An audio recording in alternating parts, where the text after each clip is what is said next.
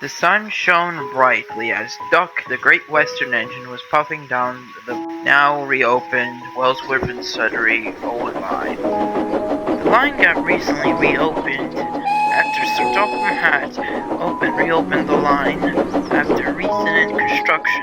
It was completed. The last few goods are being sent to Sudbury Harbor for being rebuilt. Hey, sure, I hope I get back to my shed. It'd be worse to be out here at night.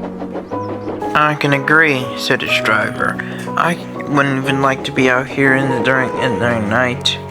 Little that they both know that they're in for a mysterious surprise.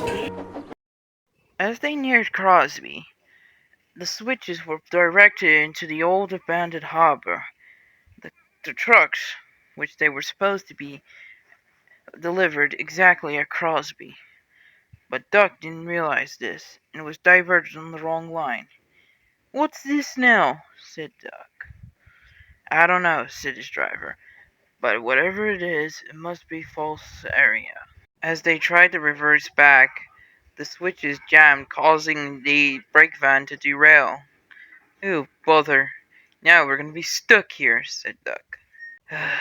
"I'll get the breakdown train," said Duck's driver. He returned quite soon. "The breakdown gang cannot be here until tomorrow morning, so you're stuck here, Duck." "Great. That's all I need. That's all I need to hear." "Relax. This harbor hasn't been used in millions of years. Surely there ain't nothing no one even knows even exists." As he said that, the driver, fireman, and the guard all left for home. Duck was all alone. Duck didn't know how long he was sleeping, but suddenly he soon woke up, hearing a creaking noise. What was that?" But no one was around. He looked left and he looked right. No one.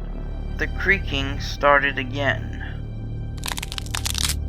This time he did hear it, coming from the old warehouse, which was standing right in front of him. Duck's light was reflecting to the warehouse. The creaking soon started again. Just when it happened, his lamp cut out. It has been so long to see an engine of my own class, and it feels comforting. Duck didn't even know what to say. He couldn't see the verse. Then, just like a flash, his light came on, revealing a cold engine staring back at him. But the engine said something. "I've been waiting for you, Great Western. Your destiny shall not be here, but you're more likely here to reveal your end."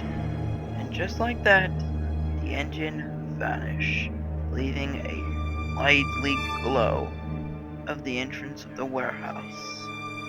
Suddenly, Doug's brakes began applying. He didn't even know what was going on, and was heading towards the warehouse. He couldn't stop, and soon he sped into the warehouse. Duck soon awoken from his trance. He was all a dream. "Oh dear, I think it's best for me to go back to sleep," he said while looking at the warehouse. Duck didn't even know what he saw, but he slept throughout the entire night. He didn't even know that it costed him even went on Sodor before he arrived it.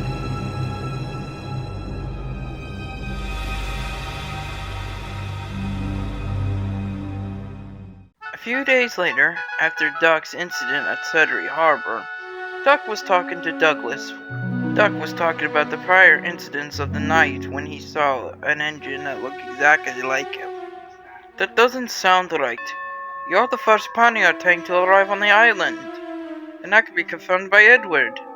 "Don't know. It's just so confusing.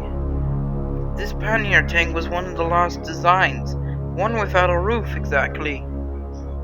I'm confused as much as you are, but I don't believe it. I just can't.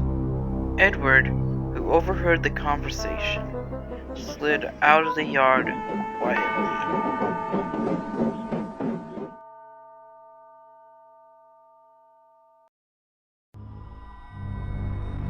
One dark night, Douglas was taking a train to Crovan's Gate. The train was very heavy. It was mostly equipment for the workmen. As he rolled around the line, he couldn't help but hear what Doug said earlier that day. The trucks, however, were bored. Let's play a trick on Douglas. The trucks pushed and hauled their might, and Douglas swooshed through the viaduct. Just ahead was a bench track. Percy, who saw the track, went for help. Douglas crashed into the bench track, causing him to derail on his side. No one was hurt, but Douglas was off the rails. His driver and fireman went up to the next signal box. Soon Douglas was by himself, but not for long. He saw a bright yellow light coming from the main line. Suddenly, if it was magic, a Great Western pannier tank with bright yellow light passed through him at a slow pace and vanishing before heading to the viaduct.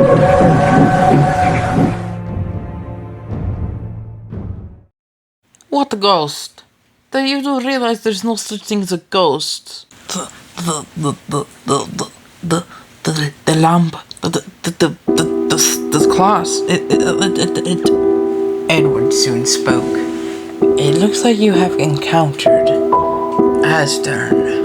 Who's Asdern? Said Donald. Many years ago, before Duck and you two arrived, there was a pannier tank engine that was built. He was the first batch of them. His name was Asdern, named after the gift shop on the mainland. Known for his lamp, he guided it through the night with his bright yellow lamp. Soon, in a few days, he was gone. Oh, it was a shame what happened to him.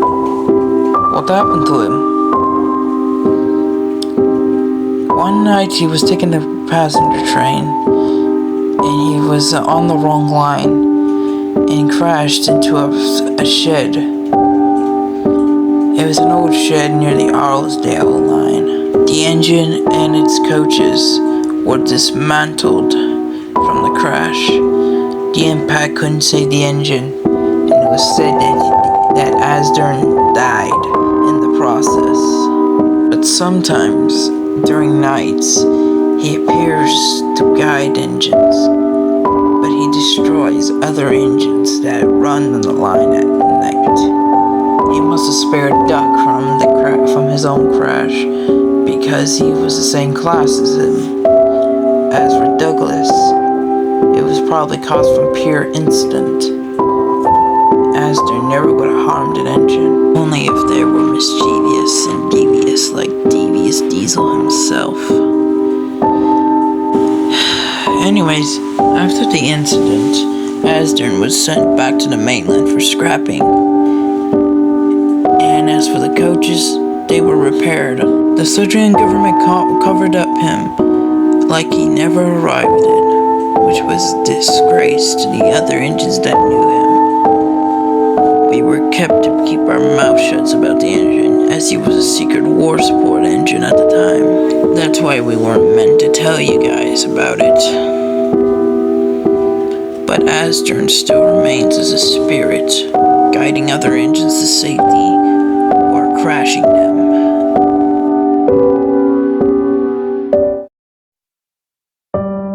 Days went by, and there was no more sightings of Asdern.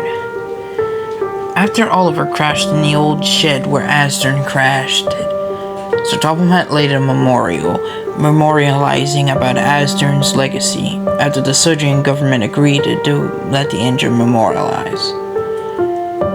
Throughout the years, photographs, information, and story of Asdern were released to the public. Duck and Douglas, realizing about their encounters of Asdern, decide to keep them quiet, as you may never know what Asdern would do to the both of them. Although, on some nights, a ghost of a Great Western pannier tank showing a bright yellow light through the viaduct as a spectator, looking for a victim or a guidance.